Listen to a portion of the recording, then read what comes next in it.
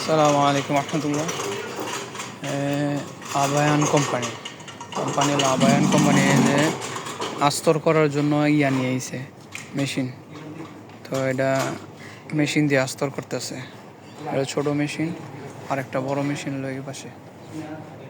তো এটা দিয়ে আস্তর করতেছে যাতে কম সময় লাগে।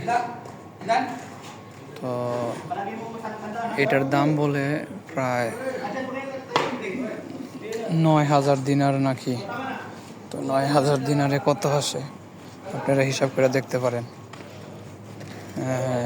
1 টাকা সমান সমান 1 দিনার সমান সমান 400 টাকা। তো এটা দিয়া আস্তর করব, তাড়াতাড়ি সময় লাগবে, মানে লোকও কম লাগবে। তার জন্য এই মেশিন দুইটা নিয়ে এসেছে। আর এদিক দিয়ে তো যে কাম চলতেছে এটা তো দেখতেই আছেন। তো এই সব কাজ তো আর মেশিন দিয়ে হবে না, এদিক সব কাজ মানুষ মেশিন দিয়ে করতে হবে। মেশিন মানুষ মানে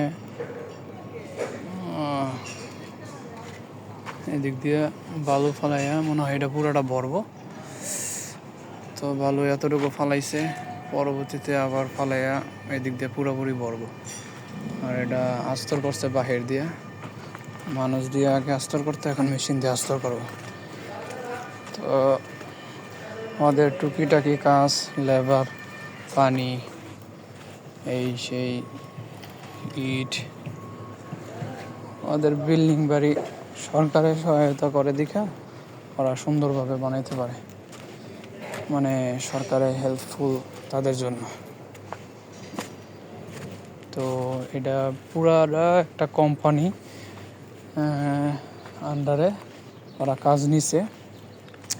আবায়ান কোম্পানি এটার ভিতরে ওরা দায়িত্ব নিছে এই বিল্ডিংগুলা কইরা দিব। আবায়ান কোম্পানি করে দিব। করার পরে এটা যেই জায়গার যে কুয়েতি ওকে হ্যান্ড ওভার করে দিব। তারপরে ও হ্যান্ড ওভার করার পরে ও হয়তো ভাড়া দিব, নয়তো বিক্রি করে ফেলেব, এটা ওরা ভালো জানে। এদিক দিয়েও কাজ চলতেছে, ওদিকে মুহাদ্দিস আছে ইঞ্জিনিয়ার, ওদিক দিয়া অল্প কাজ করছে, যে পাইপ ফিল্টারের কাজ করতেছে। এটি সম্ভবত বেসিন বা অন্য কিছু হইব। এটা ছোট্ট একটা কি, এটা মনে ওয়াশরুম। অল্প অল্প করে কাজ চলতেছে।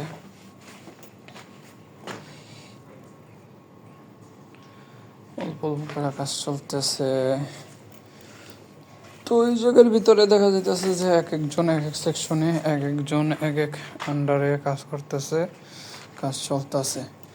পাইপ ফিল্টারের কাজ, কারেন্টের কাজ, যাবতীয় আস্তরের কাজ, রড বাঁধার কাজ, সব এক একজন এক এক জায়গার ভিতরে এক এক ইঞ্জিনিয়ার দ্বারা করতেছে।